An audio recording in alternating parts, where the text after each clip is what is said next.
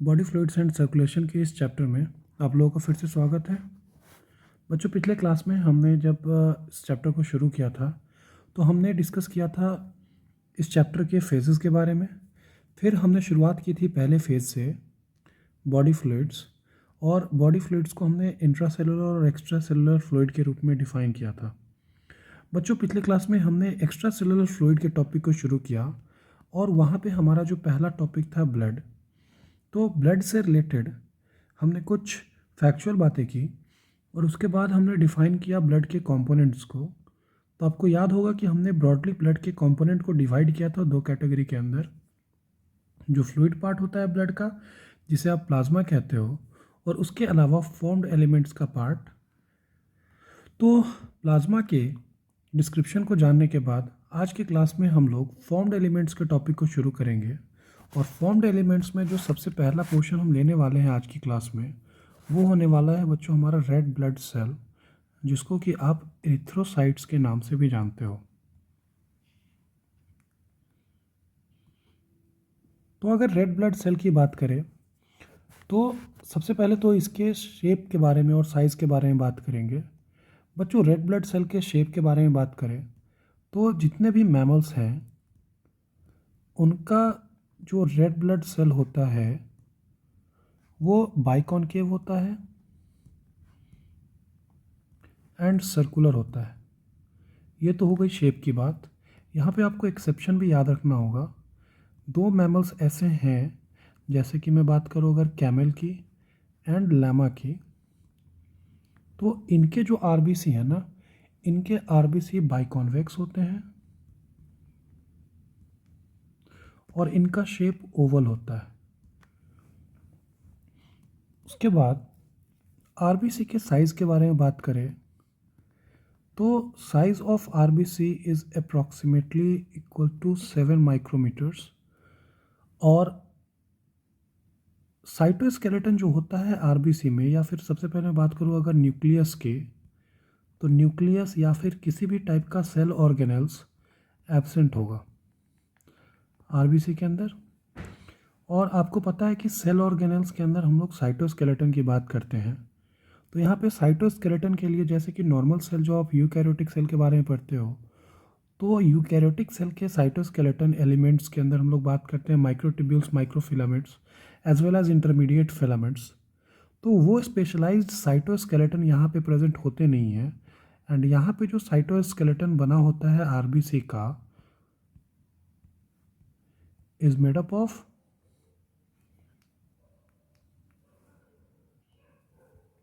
Protein और fats.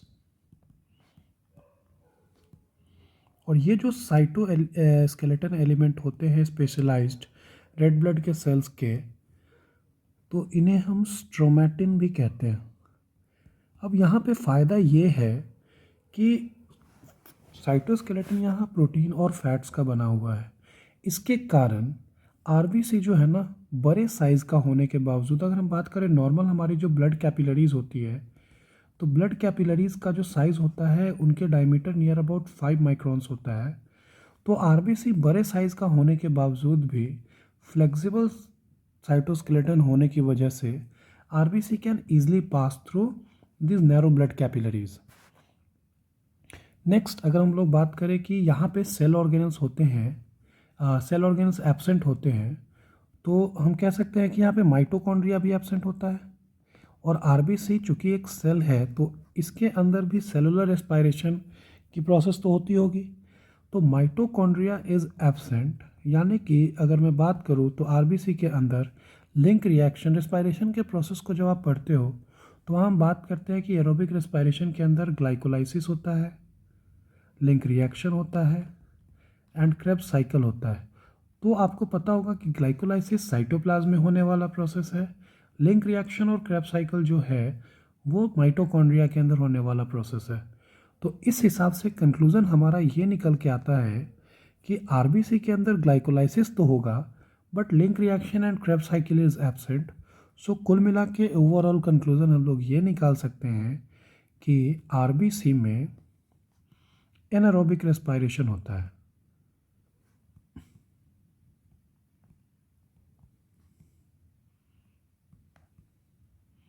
तो आपसे कई बार नीट में इस क्वेश्चन को पूछा भी गया है कि आरबीसी के अंदर इनमें से किस प्रोसेस के लिए एंजाइम्स प्रेजेंट होते हैं।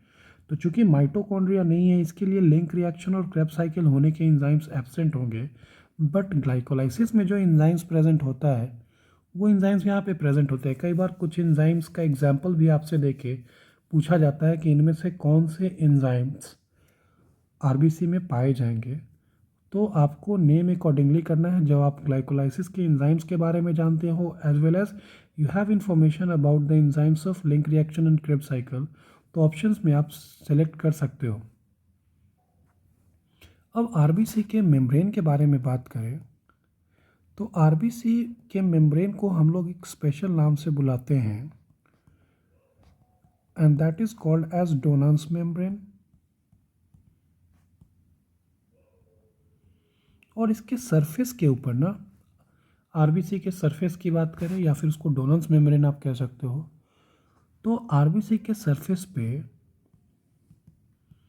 कुछ एंटीजेंस प्रेजेंट होते हैं जिसको कि हम सेल्फ एंटीजेंस भी कहते हैं। और इन एंटीजेंस के बारे में हम डिस्कस करेंगे जब हम लोग ब्लड ग्रुपिंग के फिनोमेना की बात करेंगे, तो वहाँ पे इसके बारे में डिस्कस करेंगे कि ये जो सरफेस एंटीजन जो आरबीसी के ऊपर पाए जाते हैं ये किसी पर्सन के ब्लड ग्रुप को कैसे डिफाइन करते हैं।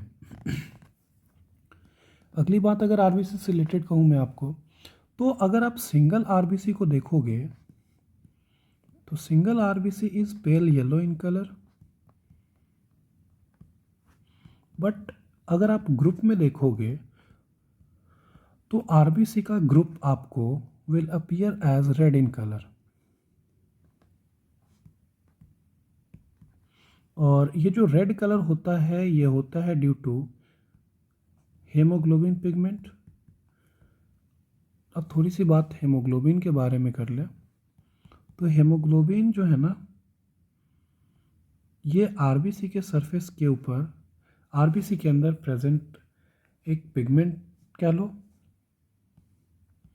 और हेमोग्लोबिन के स्ट्रक्चर की बात करें तो it has two parts, iron part जिसे हम हेम पार्ट के नाम से बुलाते हैं, and second is the globin part जिसे आप प्रोटीन पार्ट कह लो।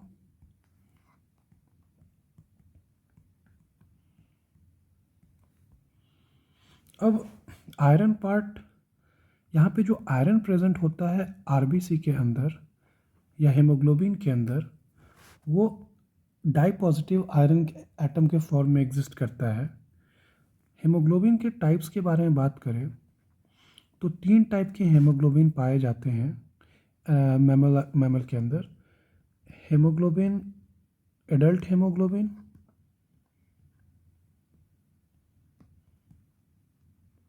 तो एडल्ट्स के अंदर बेसिकली आपको 2 टाइप के हेमोग्लोबिन देखने को मिलेंगे। ऐसे हेमोग्लोबिन जिनके अंदर 2 अल्फा चेन हो एंड 2 बीटा चेन हो, और कुछ एडल्ट्स के हेमोग्लोबिन के अंदर आपको 2 अल्फा एंड 2 डेल्टा चेन देखने को मिलेंगे। वहीं पे अगर हम लोग बात करें फीटल हेमोग्लोबिन जिसको हम HbF से रिप्रेजेंट करते हैं, इन हेमोग्लोबिन के अंदर 2 अल्फा एंड 2 गामा चेन पाए जाते हैं। एंड अगर मैं बात करूँ एफिनिटी फॉर ऑक्सीजन, तो foetal haemoglobin has more affinity for oxygen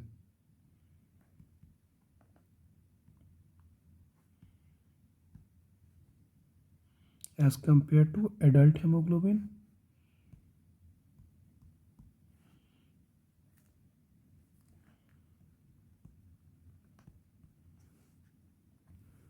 एक हेमोग्लोबिन के बारे में बात करें तो 1 haemoglobin molecule can carry 4 oxygen molecules. And अगर हम बात करें 100 ml ब्लड की, तो 100 ml ब्लड में आपको near about 14 to 16 gram of haemoglobin आपको पाए जाएंगे। And 1 gram of haemoglobin can bind with 1.34 ml of oxygen. तो ये कुछ फैक्चुअल बातें हैं जो आपको याद रखनी होती है हेमोग्लोबिन से रिलेटेड। बाकी हेमोग्लोबिन के फंक्शनैलिटी के बारे में हम लोग डिस्कस करते हैं जब हम breathing and exchange of gases में ट्रांसपोर्ट ऑफ गैसेस के टॉपिक को करेंगे। अब अगर हम आरबीसी के फॉर्मेशन की बात करें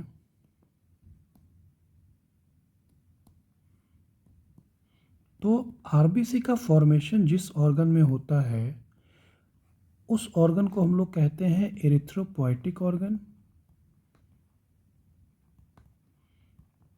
तो एरिथ्रोपोइटिक ऑर्गन्स आर दोज ऑर्गन्स जिसके अंदर आरबीसी का फॉर्मेशन होता हो। तो ये होगी डिफिनीशन एरिथ्रोपोइटिक ऑर्गन की। अब नेक्स्ट इसके अंदर हम लोग बात करें एरिथ्रोपोइटिक ऑर्गन्स होते कौन कौन हैं।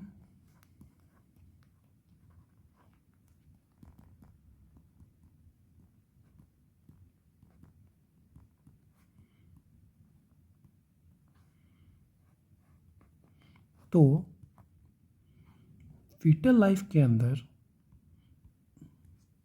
एरिथ्रोपोइटिक ऑर्गन्स जो होते हैं उसमें आप इंक्लूड कर सकते हो योक सैक को। इसके अलावा लिवर भी एरिथ्रोपोइटिक ऑर्गन है। बच्चों याद रखना ये हम फीटल लाइफ की बात कर रहे हैं। Then spleen, it is also a erythropoietic organ in the foetal life.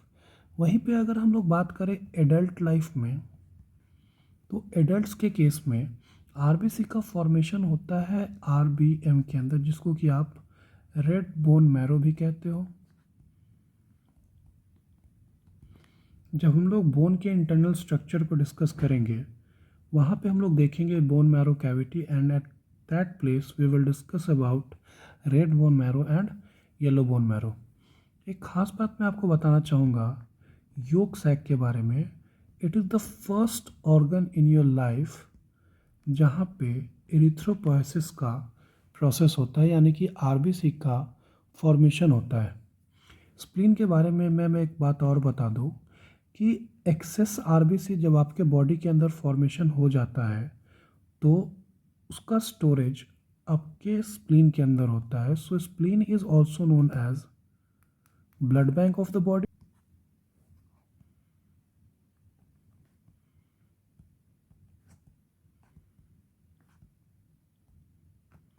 और जब आरबीसी अपने लाइफ के नियर अबाउट 120 डेज पूरा कर लेता है, जिसको कि हम लाइफ साइकिल ऑफ आरबीसी भी कहते हैं, तो उसके बाद स्प्लीन में जाके यह डिस्ट्रॉय हो जाता है। सो स्प्लीन को हम ग्रेवयार्ड ऑफ द आरबीसी के नाम से भी जानते हैं।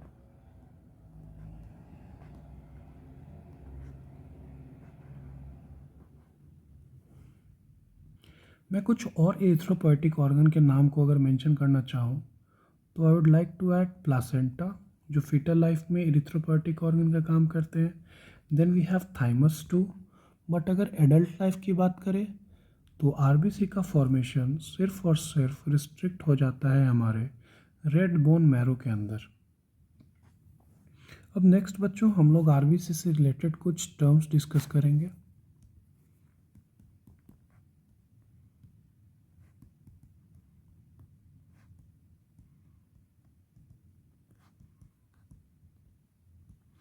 तो आरबीसी से रिलेटेड कुछ टर्म्स डिस्कस करेंगे हम लोग यहाँ पे one by one. The first term I would like to coin here is anisocytosis.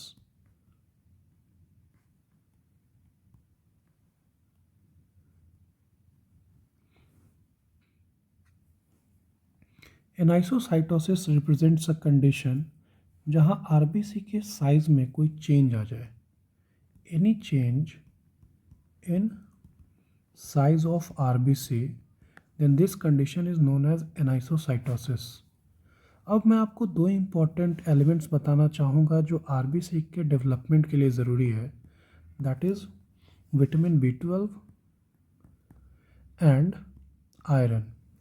अगर मैं बात करूँ विटामिन B12 की तो अर्ली स्टेज जब डेवलपमेंट का होता है आरबीसी का तो उसके डीएनए के मैचुरेशन के लिए vitamin B12 is required.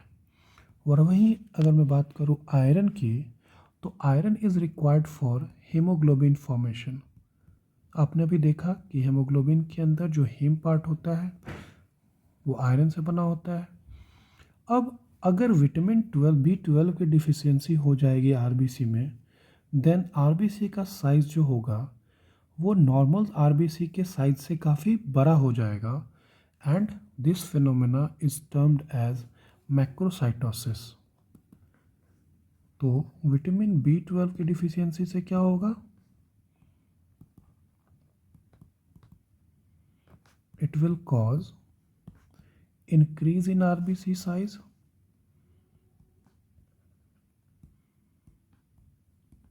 And ये जो लार्जर साइज के आरबीसी होंगे इनको हम लोग मैक्रोसाइटोसिस कहते हैं। वहीं पे अगर डिफिशियंसी हो जाए आयरन की, तो आयरन की डिफिशियंसी के कारण आरबीसी का साइज जो होगा वो नॉर्मल से छोटा हो जाएगा and the phenomena will termed as microcytosis. अब देखो, चाहे आरबीसी का साइज बड़ा हो जाए चाहे आरबीसी का साइज छोटा हो जाए, यानी कि चाहे माइक्रोसाइटोसिस हो जाए चाहे मैक्रोसाइटोसिस हो जाए, both these RBC will be of abnormal size and these abnormal sized of RNA are destroyed by spleen.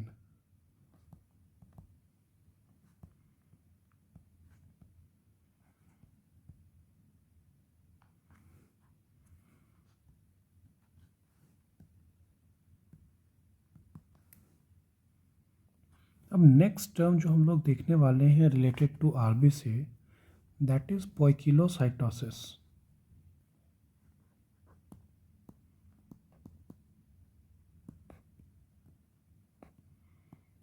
Poikilocytosis एक ऐसे कंडीशन को रिप्रेजेंट करता है जहाँ पे आरबीसी का शेप चेंज हो जाता है।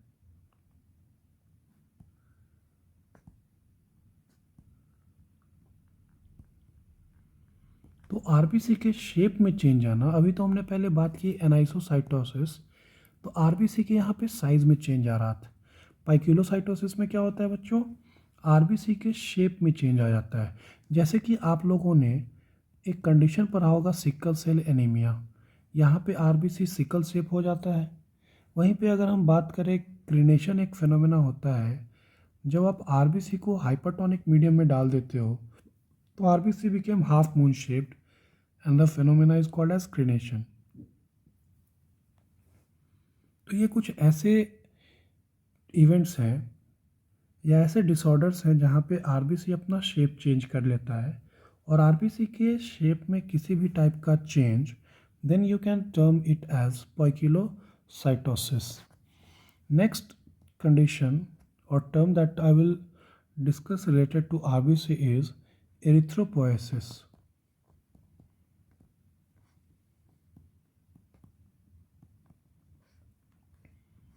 Erythropoiesis, poiesis word means the formation of RBC. Poiesis word अगर लगा रहे किसी टर्म के साथ तो इसका जनरल मीनिंग होता है फॉर्मेशन, एंड एरिथ्रोपोएसिस का मतलब क्या होगा? आरबीसी के फॉर्मेशन की प्रोसेस को हम लोग कहते हैं एरिथ्रोपोएसिस। देखो बच्चों, अगर आपके बॉडी में if there is O2 stress, oxygen की कमी हो जाती है, then this condition is detected and kidney starts forming a hormone called erythropoietin।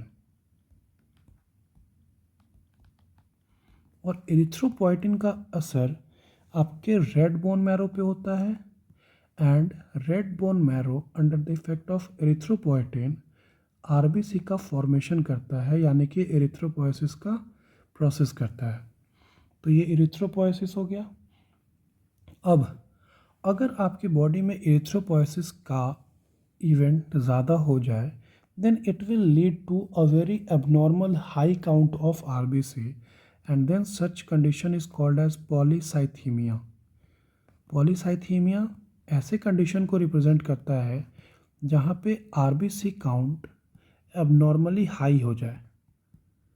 RBC के नंबर के मैं बारे में बात करूँ तो normal RBC count is 5.5 to 6 million per 100 ml of blood, और अगर इससे काफ़ी ज़्यादा नंबर इंक्रीज़ हो जाए आरबीसी का, देन इस कंडीशन को हम लोग कहेंगे polycythemia. Another term that would like to discuss is एरिथ्रोसाइटोपिनिया।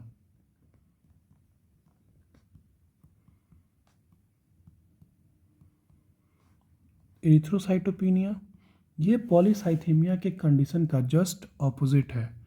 ऐसी एबनॉर्मलिटी जहाँ पे आरबीसी का काउंट काफ़ी डिक्रीज़ हो जाए, इस कंडीशन को हम कहते हैं एरिथ्रोसाइटोपिनिया। तो ये कुछ टर्म्स थे रिलेटेड आरबीसी। अब हम अपने अपकमिंग लेक्चर्स के अंदर डिस्कस करेंगे दो और फॉर्म्ड एलिमेंट्स के बारे में, विच आर ब्लड प्लेटलेट्स जिसको कि आप थ्रोम्बोसाइट्स कहते हो, एंड डब्ल्यूबीसीज जिसको कि आप ल्यूकोसाइट कहते हो। उसके डिस्कशन हम लोग अपने आने वाले लेक्चर्स में करेंगे। Thank you.